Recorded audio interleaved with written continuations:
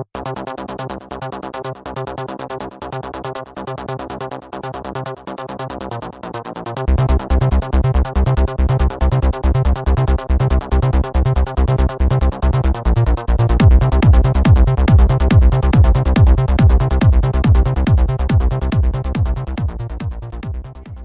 to start by saying thank you so much for responding to the email and for calling me and for talking to me today.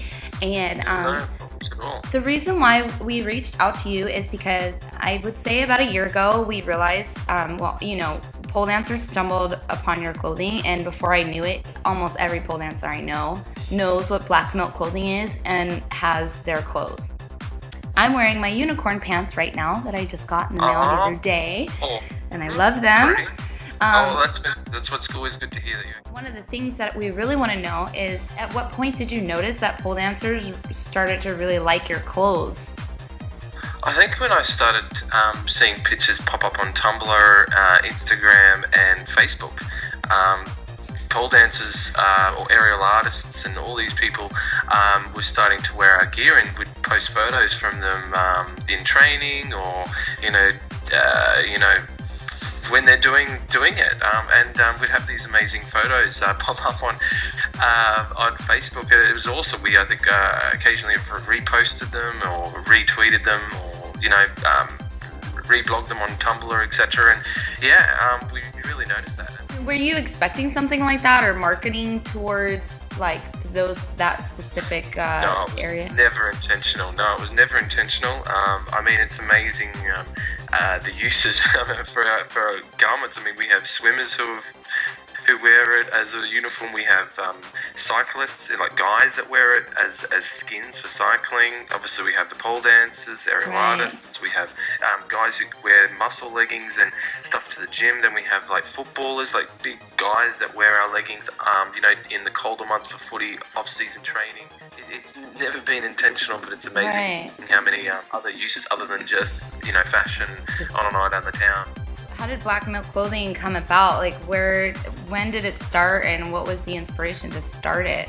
In summary, essentially we're coming up to our 4th year, and it started from James Lillis, who was literally broke, bored and unemployed, and he wanted to find himself a job. He's a very entrepreneurial, creative thinker, and he went and bought a sewing machine, as random as that sounds, and bought some cheap nylon fabric, and kind of thought, this is kind of cool, I can do something with my hands, and kind of had a for fashion, and started teaching himself how to sew, and slowly but surely, started an online community, which was the blog, Too Many Tights, and found girls that were wanting to do something, I guess, a little bit different with their leggings rather than boring black. Totally. Do something with foils, and obviously there was a market for girls that wanted to do something a little bit more out there. It's not for everyone, but it's sort of just growing. It's just the growth has been explosive over the sort of past 2 years. I noticed that the style is I know it's just a lot of Nintendo and Star Wars and Lord of the Rings. Is it James's personal preference, or is that like a combination, like a team thing, or you guys just love that kind of stuff? James has, he had a store on Redbubble where we do a lot of parody and sort of pop culture geek references, and that definitely translated into the artwork that was designed for the garments. A lot of suggestions do come from the customers. Okay.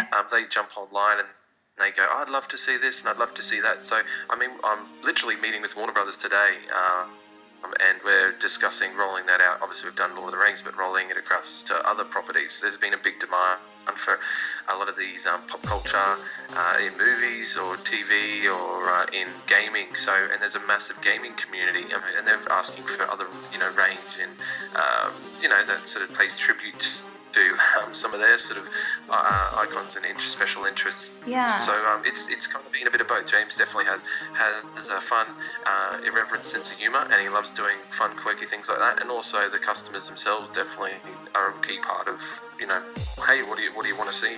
That's really neat. You guys just had a sample sale last weekend? We did. How did that go? We have Melbourne tomorrow, and Sydney in 2 weeks. How many people show up to those? Thousands. It's pretty insane. We have a massive line. There were girls camping out from, I think, the night before to make sure they're first in line. So the community and the people behind the brand is just inspirational.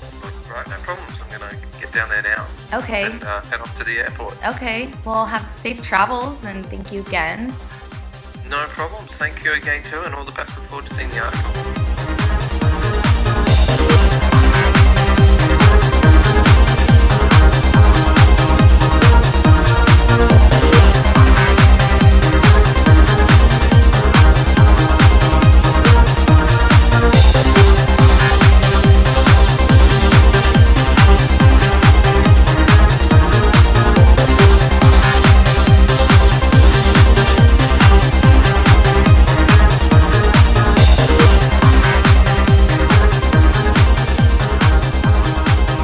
Facebook.com/UP Artists. Follow us on Twitter.com/UP Artists. Subscribe to us on YouTube.com/United Pole Artists. And check your pole news every day on UnitedPoleArtists.com.